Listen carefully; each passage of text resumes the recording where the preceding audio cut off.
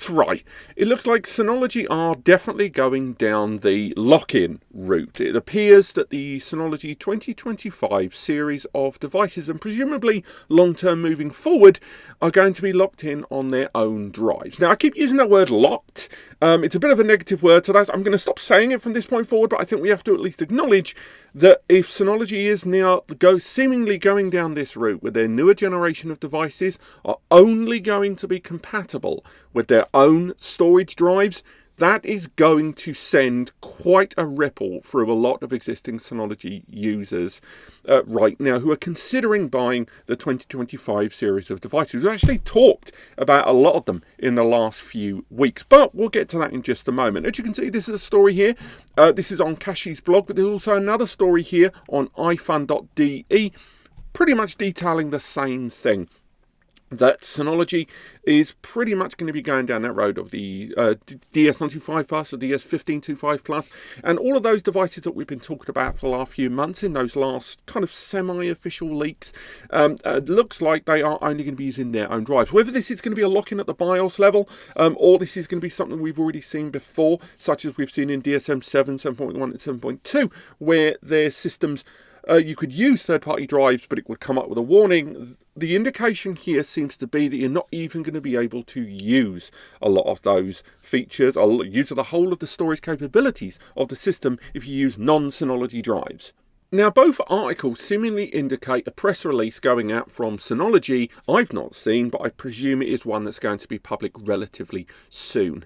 Now, you might be wondering, why am I trusting these two websites, for example, when there isn't actually an official link in either of them, at least at the time of writing? Well, number one, it's because these two websites have been pretty spot on in the past on a lot of Synology and wider NAS information in the past. Secondly, I've heard this rumour a lot in the background from a lot of different sources about the 925s and other devices that we talked about. And because I was never able to nail down an official source that prepared to be quoted on it, I was unable to talk about it here because I didn't know if it was true. But this, to me, although it still isn't an official link, this has tipped me over the edge to at least start talking about this. Now, let's play devil's advocate. Let's be just slightly balanced for a second. And by balanced, I mean we're just going to pie in the sky it. Why would Synology do this? Well, nice and simple. If they've got their own series of drives, one could argue it would allow them to reduce time wasted on compatibility, on supporting and optimization when they know they are limiting their systems to a select series of drives from a select series of manufacturers. Some of their drives are actually built by Toshiba. Some of them are built by Seagate, I believe they're in the background. I don't think any of them currently are made by WD. Some of the SSDs might. Also, it would allow them to produce more value bundles. So, for example, you could do pre-populated units, although the indications on, say, the DS925 Plus that was leaked on Amazon UK a few days ago, that was an empty enclosure there, but it still would allow them to save a bit of money, presumably, and at least pass that maybe onto the consumer. Some of it might be tariff related, where, you know, shipping goods over en masse allows them to lower the bottom line there. But of course, at the moment, this tariff nonsense has been paused. So the true impact of that, we still don't really know. And then, of course, one could argue if you go for devices that have got those drives included with it, it allows them to better optimize the system towards that drive media. You could look at something like B-Station, for example, which arrives with the storage drive inside, and the OS is tailored toward it to a greater, lesser degree. Now, that is me trying to play devil's advocate, trying desperately to see the logic behind this without just going, it's about profit. But at the same time, we have to at least acknowledge, as end users, that this, if it is true, is horrific. And I will, again, if there's an official statement on this, I'll make a follow-up video on it. But it's seemingly confirmed as I'm concerned, because I've heard about this enough in the background. And it just leaves me with a bunch of questions. Number one, when we look at Synology's range, they've introduced the Plus series recently in the 4, 6 and 16 TB. 4, 6 and 16. And now again, there are other capacities. There are. If we look at this, we can go to the specs. You can see the other capacities that are afforded to them. 2, 4, 6, 8, 12, 16.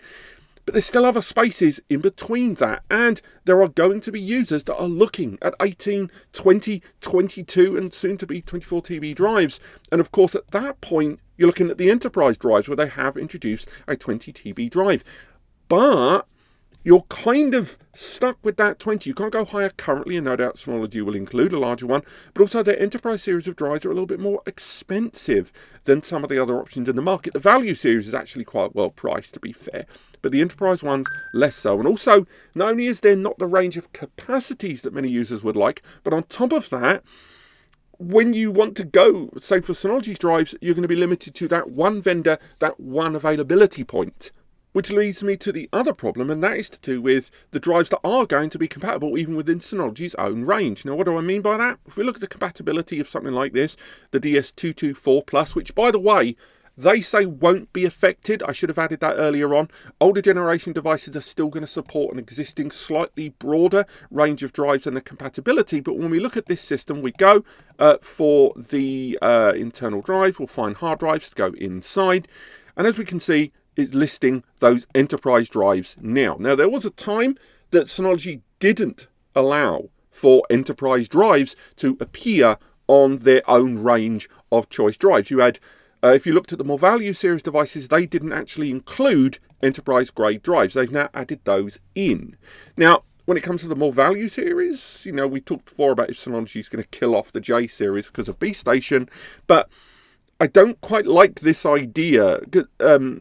To elaborate a bit further, when I was originally looking at this, one of the things I applauded Synology for last year was when they rolled out a sort of a change in perspective on the way their drives were portrayed on their website. I liked the fact that systems like this one and the 4-bay version of this device didn't list the enterprise drives. I said I respected them for it because they could have very easily just pushed their own enterprise drives on there, even though they weren't really suitable for those systems. And they went, no, enterprise drives for enterprise systems. And I really liked that. But now we're seeing enterprise drives appearing on non-enterprisey systems here.